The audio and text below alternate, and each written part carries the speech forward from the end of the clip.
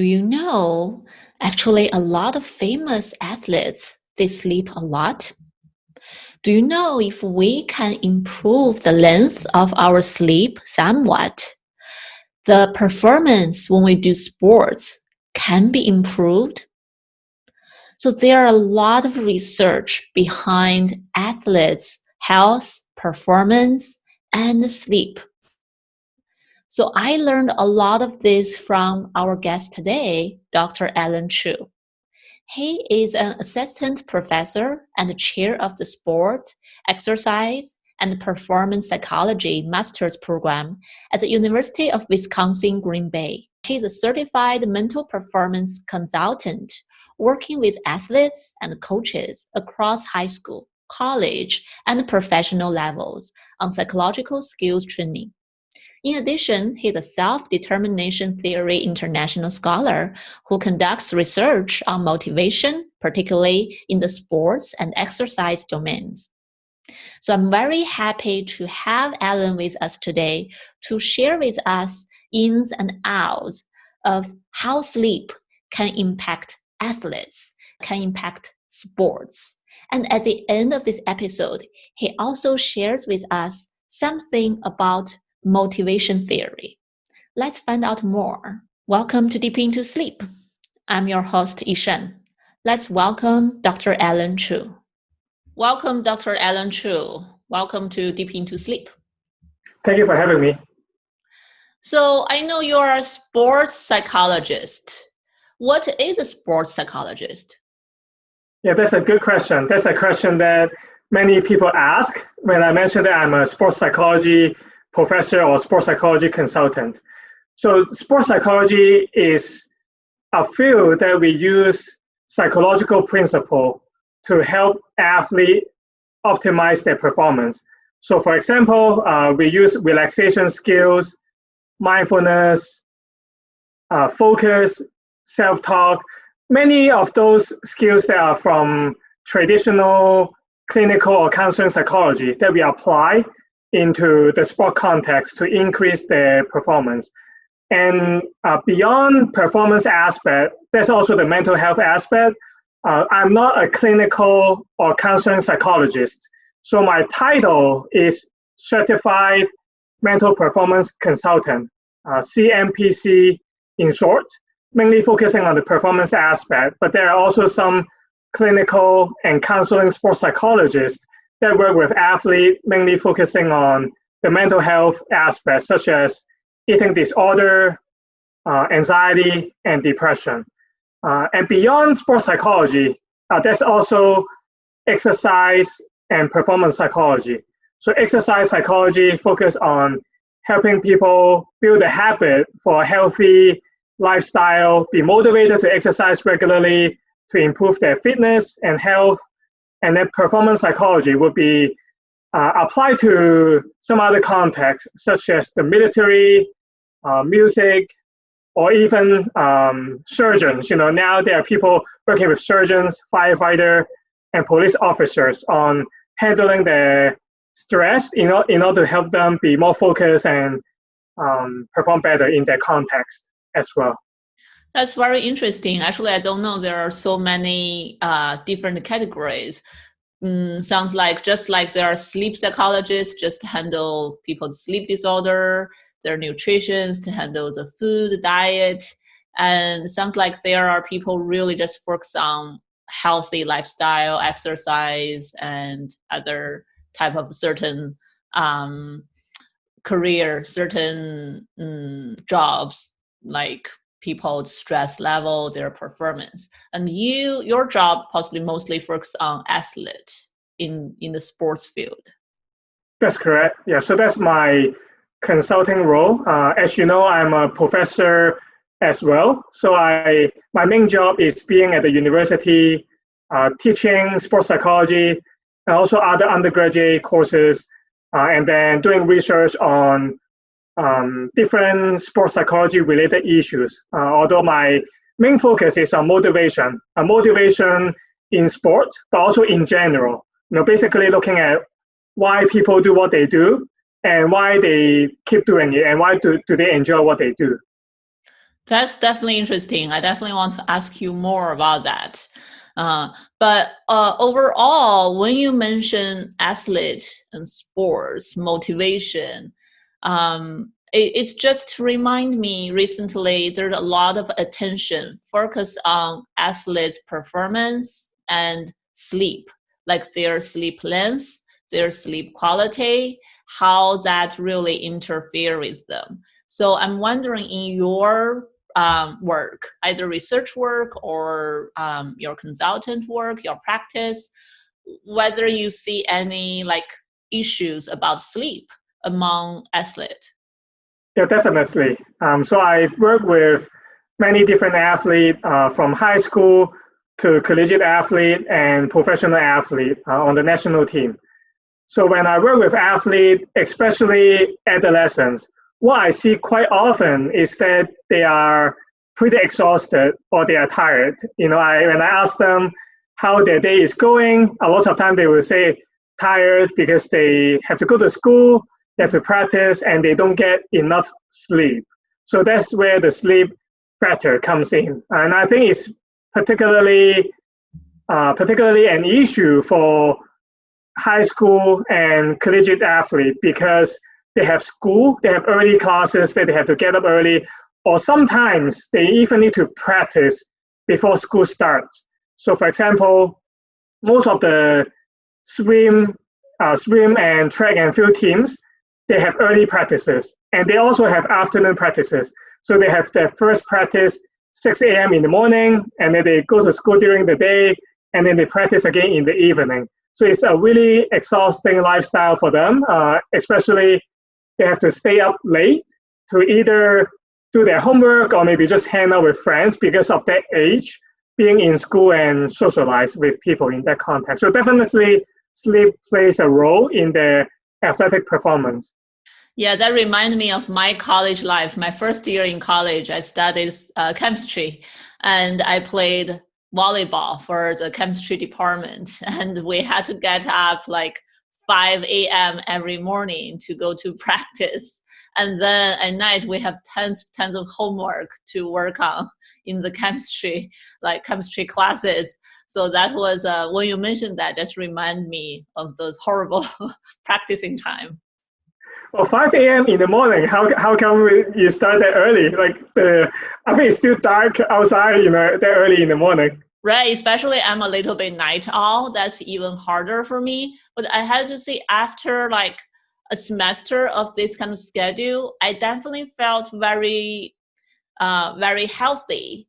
And even though I had to struggle to get up early and sleep really late, but because of practice, the exercise, I definitely felt like overall the whole energy level actually was pretty good. But the Mm. sleep definitely make me during the daytime have some fatigue, some uncomfortable feelings. So I'm more curious about this area, especially when you mentioned this. And also a lot of research, a lot of sleep scientists are talking about, right, the impact of sleep deprivation. And also in our own clinical practice, we talk about insomnia and sleep and performance overall. So I'm wondering for athletes, for example, if they're gonna have training like this early morning or during the daytime, does their sleep really impact them? And how? Is that like more sleep quality matters or sleep quantity matters? I think both quantity and quality play a role based on what we see in research. There are times that people can sleep for 10 hours, and yet the next day they still feel very exhausted because they don't have good quality sleep or they don't have enough time in the deeper sleep stages and the REM sleep. So I think both quantity and quality play a role. Thinking back when I worked with the volleyball team in Texas, when I was there for my PhD, I went to the early practices. It was hard for me to get up and just see them doing volleyball and weight training practices. I can't even imagine how hard it was for them to actually be ready to perform, that early in the morning. And I did see some differences. Early morning, they usually felt a little bit more groggy. They didn't have as much energy, and they didn't, either maybe intentionally or unintentionally, couldn't put out more effort than they usually do. So I would say that those practices seem a little bit less productive to me. But I understand why the coach want to do that, because the coach want to push them a little bit more. And I'm still not sure if I will agree 100% because of the research showing that they look at, so there's actually a pretty large study mainly done in Stanford, in that one university, looking at collegiate athlete. They sleep the first 2 weeks the same hours that they usually do. And then, so that's the baseline data that they get related to their performance and sleep. And then they sleep 6 hours, 6 weeks with 2 more hours every day. So let's say if normally they sleep for 6 hours, they sleep 6 hours for those 2 weeks, and then they sleep 8 hours for the 6 following weeks. And the research showed that when they sleep that 2 additional sleep, so-called sleep extension strategy, they actually swim faster, or the football athlete, they run faster, the decision making and reaction time is faster, and also tennis player, they have better accuracy and perception skills during the post-test study compared to the baseline data. Interesting. So for the college athletes, just by consistently sleeping 2 more hours or a little bit more than normal every day for several weeks, we can see such an improvement in their sports performance across different sports. Right, exactly. Yeah, of course, it depends on the specific sample, and that study did mention that it was only done in one university on collegiate athlete, and it's quite likely it's the issue that we mentioned. They just don't get enough sleep in general. That's why those 2 hours really help. But let's say if there are athletes who already sleep 8 to 10 hours a day, additional sleep may not help, but there may be ways that they can improve their quality, maybe being more relaxed before they sleep and try to not think about things that they worry before they sleep to increase their quality of sleep. Yeah, that's a very good point. I think sounds like athletes needs to really understand what their current sleep look like. Are they lacking sleep, depriving themselves? They're not sleeping enough because schoolwork, because other things, because practice. Then if they are able to manage somehow squeezing more sleep, it may be helpful. But if they already sleep a lot, the sleep hours are fine, then they should possibly consider working on the sleep quality. I like that. It definitely makes sense. Mm-hmm. Mm-hmm. Then how many hours an athlete may need? I'm not sure about the research. Are you aware of any research to recommend anything for college athletes? Yeah, so the general recommendation is about 8 hours, maybe 8 to 9 hours would be ideal. Definitely not less than 6 hours. I think that's just the general recommendation. And research show that sleep for athletes should even be longer than the general population, because during the day, athletes work out so hard and they tear their muscles, so to speak, when they have to lift weight, when they have to run, they have to jump, they're using a lot of muscle in their body. That will require even more recovery during their sleep. So it's recommended that they sleep probably a little bit more than the general population, around 8 or 9 hours. There are actually some famous athletes who are also famous for sleeping a lot. So for example, Roger Federer, which is one of my favorite athletes. He's a Swiss tennis player. He's played for, I think, almost 20 years by now and still play very competitively actively at the age of 38. And one of the strategy that he mentioned why he has such a longevity is that he sleeps 12 hours every day. Wow. And he break it down into 10 hours at night and 2 hours during the day, kind of like a nap, but longer than a usual nap that we talk about. And then Usain Bolt, I'm pretty sure all the listeners know of him, the Jamaican sprinter, arguably one of the best sprinter in the world or in the history. He told the media that he used to sleep about 10 hours a day, every day as well during his training. Similar for basketball player LeBron James, also about 12 hours a day. So it seems the elite athlete sleep even a little bit more than the 8-hour recommendation. And sleep to them is a performance because they are a little bit different than collegiate athlete in a way that they don't have school, they don't have other social tasks as much. So their focus is on only sport. And to them, sleep is part of their career, part of their training as well. Yeah, that's very interesting cases to know. Great examples. I'm not aware that actually they sleep this much.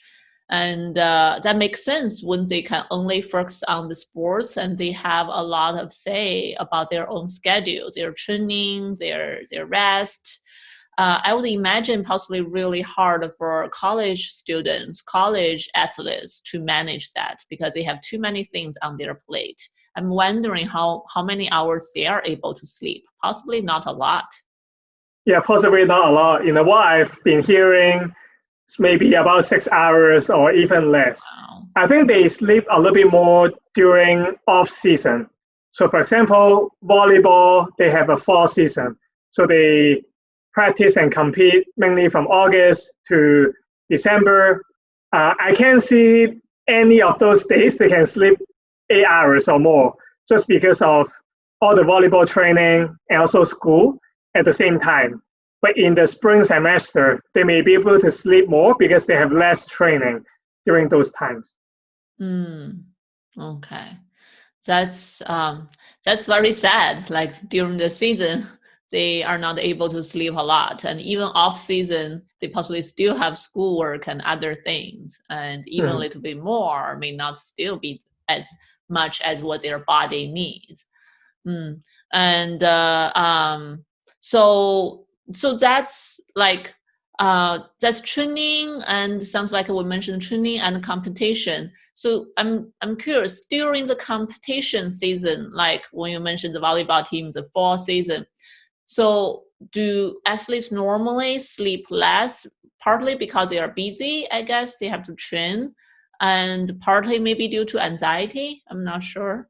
Do they just Yeah, tend to I would sleep agree. less? I think most of the time, athletes do not relate the two together. Most of the time, when I ask them how their sleep is going, they said not good because they are tired, they are busy, either not enough quantity or not enough quality, or both. But then when I ask them whether they feel stressed or anxious, they will also say yes, but they don't always relate the two. But I definitely see the correlation there. When they are busy, they are more stressed, they're more anxious, and then they are also less likely to be able to sleep well at night as well. And anxiety and stress are common issues for normal college students. And I think it's particularly common for athletes who are in season, just because they have so much pressure to perform every week during the season. Yeah. Yeah, I would really imagine for athletes in such a highly competitive environment, they handling stress and anxiety possibly pretty hard. And the limited number of athletes I have worked with feel like, or my friends I knew back in school, they are like athletes. I feel like many of them are quite a style of perfectionist. and they want to do things really, really well. They want to make things perfect. They want to perform the best. They always aim for the goal, and just feels like the whole person is quite intense and want everything to be perfect in their life and in their different performance. Just by witnessing that, I just feel very tired for them. No, I think that you are definitely right. I think especially in the US, the system in college is very competitive, different than in China, mainland China or Hong Kong, China, that I grew up. I was a collegiate table tennis player, but I didn't train as much as the collegiate athlete here. My main job was being in school, mainly perform well in school, and I never had a desire or never thought I would become a professional athlete after college. But here, the differences is that so many collegiate athletes, they still want to get up to the next level, be a professional, and they have a lot more structure, practice, training, and competition, more so than in China or in Hong Kong or some other Asian countries. So I think in the US, the system makes collegiate athlete even more tiring, especially they have to travel all over the country, to the east, to the west, and then there are also time zone differences. Just really hard to maintain a regular sleep schedule for them. Right. Not only college students, because in my clinical work, I work with a lot of teenagers. I feel like for high school, like cheer team and other sports teams, they also sounds like quite busy. They like practice several times a week, and they would travel during the weekends to different cities for competitions. Sounds like this whole system in America is quite busy and quite fully scheduled, and many of them are anxious and don't have time to socialize with their friends. Yeah, school sport in the US is probably the most competitive system in the world. I think many other countries in Europe, Asia, they still have very competitive sport, but then at the youth level, they usually have separate clubs or separate national training center. The athlete would go there to train during the weekday and during the weekend, but they don't do much sport in school.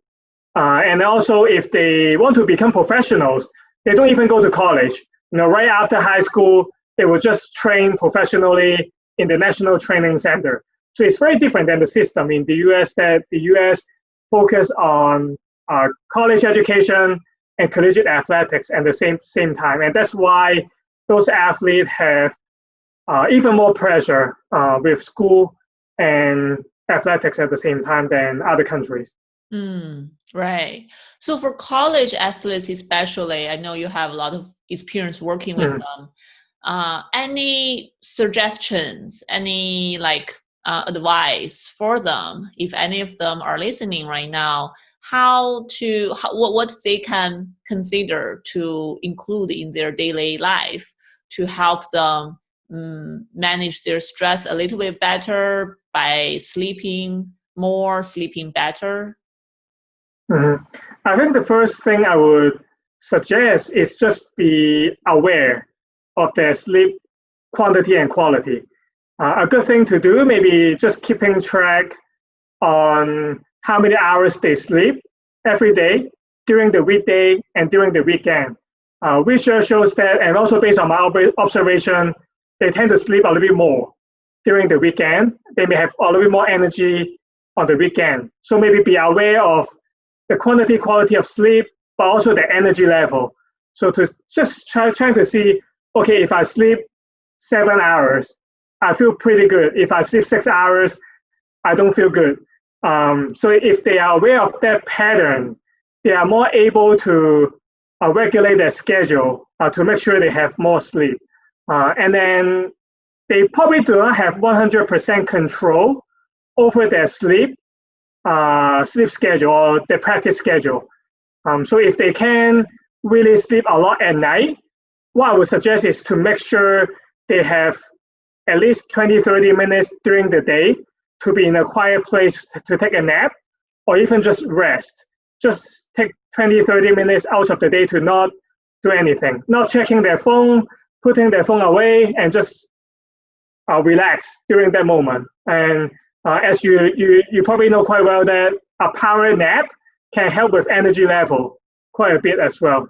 Just like what Roger Federer does, every day he will take a nap, although he take a longer nap than most people do. Even for me, sometimes I would try to take a short nap in my office or at home, just 10-15 minutes, and that will help me with my energy level if I know that I can't get enough sleep at night. So first, be aware, and then second, try to see if they can adjust their sleep schedule. If they can adjust sleeping at night, try to add some time during the day to relax or even take a nap. Yes, I like this. So I think self-awareness always the big foundation, the first step to understand what our body needs. When I talk about sleep, I always emphasize that sleep is an individual thing. Everyone needs different hours of sleep, different type of sleep. So if we have to understand our body, right? As athlete, I think they need to understand each of them, how many hours sleep impact their energy level, like you mentioned. And power nap, definitely, I agree. I think in Asian culture, there's a lot of nap in the culture. In America, I feel like it's not so much. Not a lot of people are taking power naps or relax like that in the middle of the day. But personally, agree with you. Me too. If I take a brief nap, like less than 30 minutes, it can be quite refreshing to resume the work for me too. Mm-hmm. Yeah, and yeah. So really and also try to sleep a little bit more. And like what you said, in sleep science, we also recommend people, if you need really sleep more, but your schedule is tight, you can always try to go to bed like even 15 minutes earlier, 20 minutes earlier. Just by a little bit extension like that, it possibly can help you a lot. And I know a lot of high school right now, like in California especially, the governors adjust the school start time to make it a little bit later, even just like 20 minutes or 30 minutes later of school start time. That can offer a little bit more sleep for the teens. And there are a lot of great cognitive performance, all those like outcomes data come from it. So I think if athletes are able to extend their sleep either end, right, before night and in the morning, just by a little bit, possibly can be really helpful. That's awesome. Right. Yeah, I think you mentioned the key point that athlete or adolescents, teenagers at their age, they have to sleep more, or they also tend to sleep later and get up later. That's just something biological that we know from research that we have to consider. If so, I mentioned some strategy for athletes, but if for coaches, administrators who are listening to this podcast, what they may consider is to push back their practices to a little bit later. It's not that teenagers or early adults or young adults are lazy, but it's just biologically they need more sleep in their developmental stages, and they tend to get up a little later based on research. And you're definitely right. There are several states doing it now that they push back school. They show better academic performance and even less car accidents for teenagers. So definitely a good thing to consider.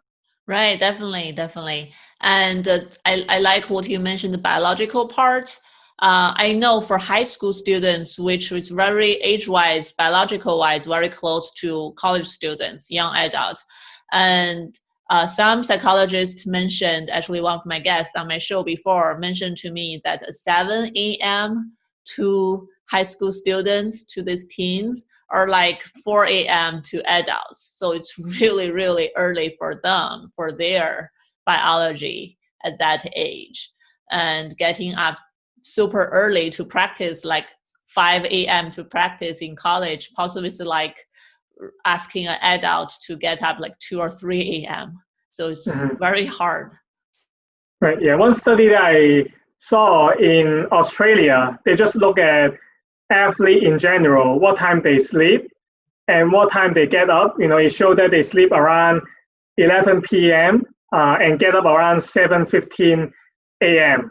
More like the natural sleep pattern that they have. And I think athletes may already get up or sleep earlier than non-athlete population because they are tired. They usually sleep early at night because they train really hard. So they if the practice is 6 a.m. Instead of 8 a.m., it means they have to get up probably 2 hours earlier than the natural pattern, and that would definitely influence their performance in athletics and in school as well. And I imagine for non-athlete, that need to be a little later. They may get up 8 a.m. or even a little later as well. I mean, I do remember when I was in high school, many of my friends, myself included, will sleep until maybe 10 a.m. in the morning on the weekend if we can. Just because we're so tired getting up early, going to school during the weekday that we just need to catch up on some sleep. Right, the sleep debt. Yeah, so I really hope the whole system can change to really protect more sleep, to help support athletes to get more sleep somehow, which is so important. Yeah. At the end of the show, I know I did not get to ask you about your research on the motivation very much. We possibly have to find another time to really talk about that. I'm very curious about that. So if you want to summarize like some main findings in the motivation research you are doing for the audience, just out of curiosity, is there any brief summary you want to share? Yeah, absolutely. So the theory that I use is pretty complex. It has many different components. So the theory that I use to investigate motivation is called self-determination theory, SDT in short. It was created or established by Dr. DC and Dr. Ryan in 1985. But I can talk about the main aspect of that theory. So it talks about the motivation. More important is quality, not quantity. What that means is that when we measure we have high motivation, we have to think about what the quality of that motivation is. So we have intrinsic motivation and also different type of extrinsic motivation. So if people are intrinsically motivated, that's the best quality motivation. It's good to have high intrinsic motivation. But if we have high extrinsic motivation, it may not be good. Extrinsic motivation would be, for example, I play sports because I want to win prize money, or I play sports because my parents give me pressure. They make me do it. I play sport because of my parents, not my own will. So those are extrinsic motivation. Even though I'm high in those motivation, it's not good for me in the long term. And that's why so many athletes drop out around the age of high school, because they play sport mainly for scholarship or for their parents, for other people, not for their own enjoyment. And then what we talk about in self-determination theory is that if we want people to have high intrinsic motivation, we need to fulfill their three basic psychological needs. And they are autonomy, competence, and relatedness. So autonomy would be giving people some choices, giving people some acknowledgement of what they do. So for example, if I'm a coach, I'm going to give my athlete some option. Maybe let them decide the schedule so that they can sleep a little bit more. Let them decide when they want to practice. Let them decide what kind of drills they want to do. So some freedom and choices would be helpful for autonomy. And then the second need that I mentioned is competence. So if I'm a coach, I can help athletes feel more competent, make them feel they're good at something by encouraging them and focusing on improvement rather than their performance. So as soon as they improve, I praise them rather than only praise them when they win the competition and then punish them if they lose. That would not be helpful for competence. And then the last need that I mentioned is relatedness, meaning a sense of connection or sense of belonging. So as a coach, what I could do is bring the team together outside of practice. We may just go out for a picnic. Of course, it's a little harder to do during the COVID pandemic world, but if things are normal, go out for a picnic, just have some coffee, chat, some camping, some external activity that bring the team together beyond the athletic context. So that will help foster their sense of belonging. And if they like each other, they are more likely to be more motivated, intrinsically motivated to play sport. So to summarize, the best motivation is intrinsic motivation, high quality motivation. Extrinsic, not as good. And then if we want people to have high intrinsic motivation, we will need to fulfill their autonomy, competence, and relatedness, the three basic psychological needs. That's great. Yeah, that's very interesting. Feels like even though it's theory developed for athletes, but it can be applied to so many areas in our life in general. Right. Yeah, and I do have some video or resources that I can share with you. If you, I don't know whether you share any resources normally with your listeners or people who go to your website, but I can definitely share some simple things that they can see, video or some simple articles. Yes, definitely. I will. Please share with me anything you think is related to what you talk about today. I can put it on the show note at deepintosleep.co, and people can, our listeners can go there to look at other resources. Okay, great. Yeah, awesome. Well, thank you very much, Alan, for today, for coming to the show, discussing and sharing all this wonderful information with us. It's my pleasure. Thank you, Yishan, for having me. Yeah, thank you. I will talk to you later. I'll tell you later. Yep, bye. Bye. Thank you for watching our videos or listening to our podcast. If you like our show, please feel free to subscribe, like, and share it.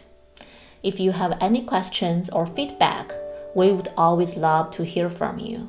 You can either email us or leave feedback on our website at mindbodygarden.com or directly under the YouTube video channel.